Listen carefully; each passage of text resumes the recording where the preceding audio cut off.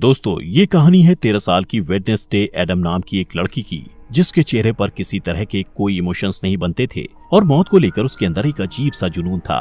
वो सोचा करती थी कि मरने के बाद इंसान कहाँ जाता है और उसका क्या होता है। इसी वजह से उसे अक्सर काले और सफेद रंग के कपड़े पहनना ज्यादा पसंद था। उसे देखकर सबको अजीब सा लगता, जैसे कि वो इस दुनिया की ही ना हो। तो चलिए जानते हैं कि आखिर वो लड़की ऐसी क्यों थी। तो कहानी की शुरुआत में वेडनेसडे को एक स्कूल में दिखाया जाता है, जहां वो अपनी डरावनी आंखों के साथ बरामदे में चल रही थी। वहीं बाकी सब लोग उसे घूर घूर कर देख रहे थे। जब वेडनेसडे अपना लॉकर खोलती है तो उसके अंदर उसे अपना भाई बंधा हुआ दिखाई देता है, जिसके मुंह में एक सेब था।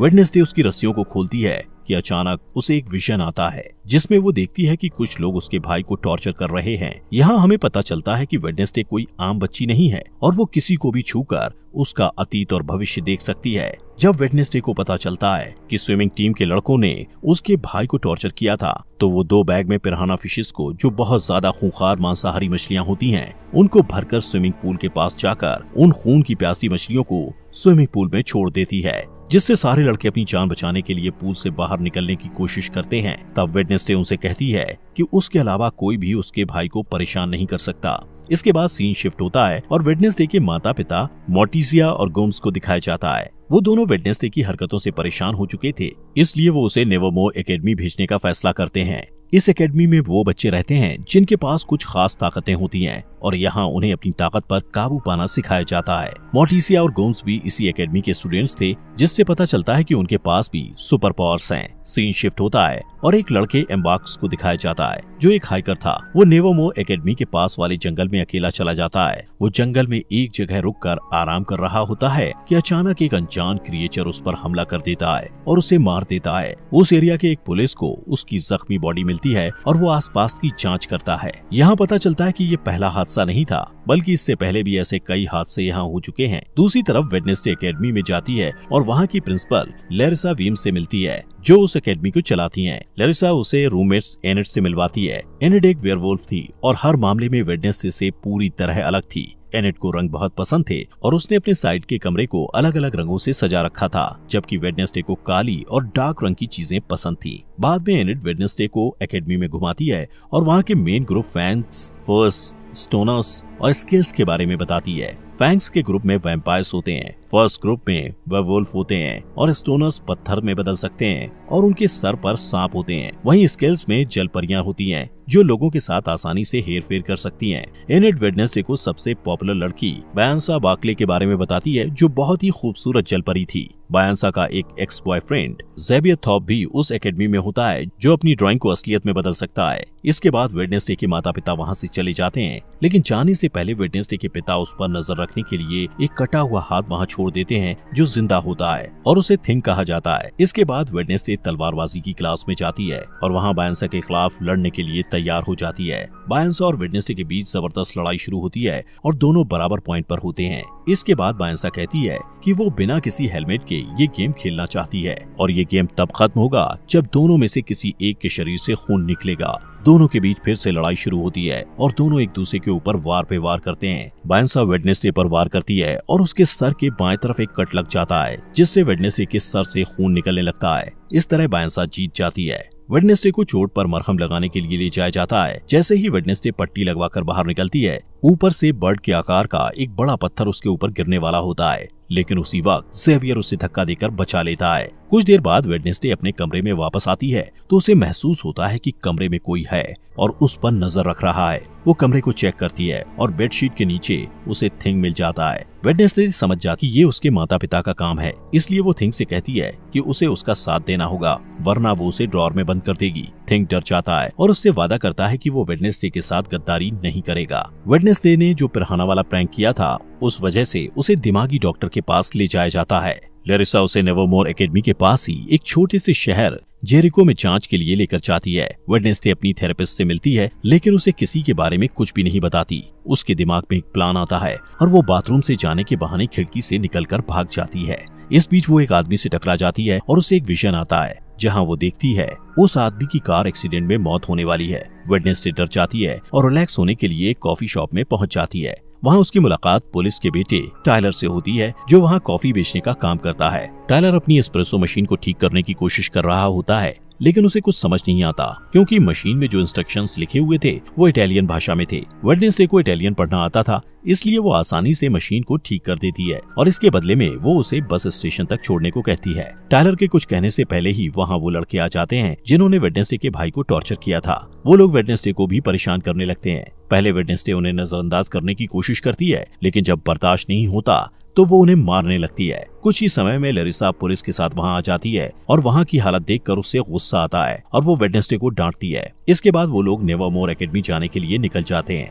रास्ते में उन्हें एक टूटी फूटी कार दिखाई देती है जिसका एक्सीडेंट हो गया था और उस कार में वही आदमी था जिससे वेडनेसडे टकराई थी। उस रात वेडनेसडे वायलिन में बहुत डरावना म्यूजिक बजाती है। वो पूर्णिमा की रात थी और भेड़ियों के चिल्लाने की आवाज भी सुनाई देती है। तभी एनेट वेडनेसडे को बताती है कि वो खुद को वेयरवुल्फ में नहीं बदल सकती, इसलिए वो बाकी लोगों के साथ नहीं जा सकती थी। इस बीच थिंग टेलर के कमरे में जाता है और उसे वेडनेसडे से बात करने के लिए कहता है। टेलर डर कर उसकी बात मान लेता है और वेडनेसडे से वीडियो कॉल पर बात करता है। वेडनेसडे उसे आने वाले हार्वेस्ट फेयर में मिलने के लिए कहती है और कहती है कि वो लोग वहाँ मजे करेंगे, लेकिन असल में वो सिर्फ वहाँ से भागना चाहती थी। हार्वेस्ट फेयर में लैरिसा वेडनेसडे पर अपनी चील जैसी नजर बनाए रखती है। इसके बावजूद वेडनेसडे टेलर से मिलने में कामयाब हो जाती है। वो दोनों वहाँ से भागने ही वाले होते हैं कि वेडनेसडे अपने क्लासमेट रोवन से टकरा जाता है। रोवन तुरंत जंगल की तरफ भाग जाता है। रोवन से टकराने के बाद वेडनेसडे को विजन आता है कि रोवन जंगल में किसी के हाथों बेरहमी से मारा गया है। वो डर जाती है और भागने का प्लान बदलकर रोवन को रोकने के लिए उसके पीछे जाती है,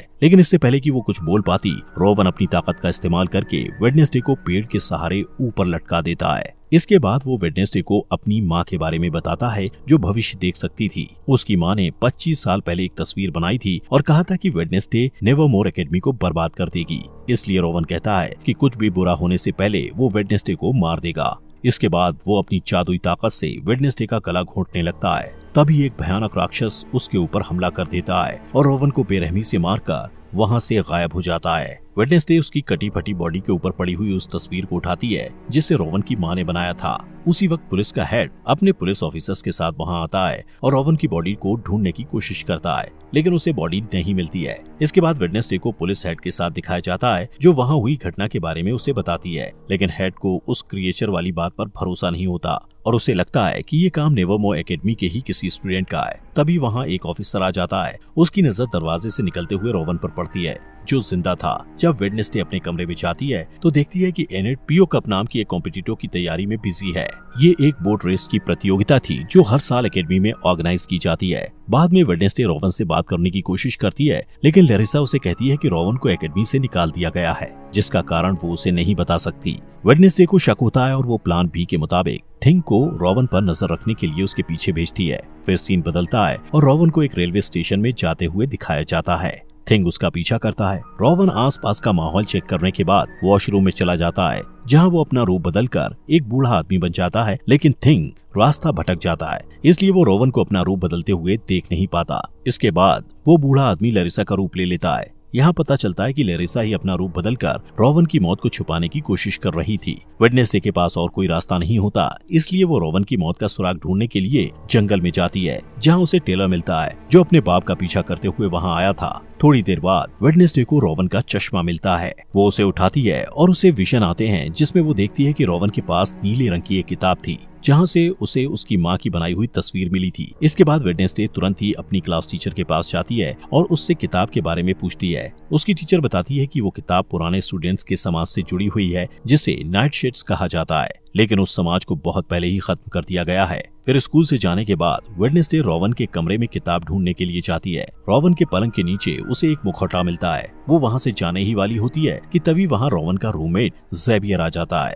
और उसे देख के वेडनेसडे पलंग के नीचे छिप जाती है। ज़ेवियर से मिलने उसकी एक्स गर्लफ्रेंड बायंसा भी वहाँ आ जाती है। वेडनेसडे उन दोनों की सारी बातें सुन लेता है और उसे पता चलता है कि बायंसा आने वाले बोट रेस की प्रतियोगिता में एनेट को हराने के लिए प्लान बना रही है। इसके बाद वेडनेसडे अपने कमरे में आ जाती है और बायंसा को रेस में हराने के लिए प्रतियोगिता में एनेट का साथ देने का फैसला करती है। अगले दिन एनेट और वेडनेसडे प्रतियोगिता के लिए तैयार हो जाते हैं। इस रेस में सब कुछ अलाउड होता है, इसलिए बायंसा इसका फायदा उठाती है। रेस में 4 टीम भाग लेती हैं और नियम के मुताबिक जो टीम तालाब में गिरे बिना डेस्टिनेशन तक जाकर पहले वापस आ जाएगी वो रेस जीत जाएगी, जैसे ही रेस शुरू होती है, बायंसा अपने एक दोस्त को इशारा करती है जो एक जल परी थी और बाकी बोट को बर्बाद करने के इरादे से बायंसा का साथ दे रही थी। वो तालाब में कूदकर एक नाव को बर्बाद कर देती है, जिससे वो टीम तालाब में गिर जाती है और रेस से बाहर हो जाती है। वेडनेसडे और एनेट पूरी तैयारी के साथ रेस कर रहे थे और थिंग उसमें उनकी मदद कर रहा था। थिंग की मदद से वो लोग बायंसा की दोस्त को एक जाल में फंसा लेते हैं। रेस के दौरान ही वेडनेसडे को एक विजन आता है और वो अपने सामने अपनी जैसी दिखने वाली एक लड़की को देखती है, जिसके बाल सुनहरे रंग के होते हैं। वो वेडनेसडे को कहती है कि वेडनेसडे एक चाबी है, जिससे वेडनेसडे काफी उलझन में पड़ जाती है। उसे कुछ समझ नहीं आता, लेकिन जैसे ही वो असली दुनिया में वापस आती है, उसे पता चलता है कि बायंसा रेस में आगे निकल गई है। लेकिन वो हार नहीं मानती और बायंसा की चालों को उसी के खिलाफ इस्तेमाल करके ये रेस जीत जाती है। 40 साल के बाद पहली बार कोई नॉन सायरन टीम ये रेस जीती थी।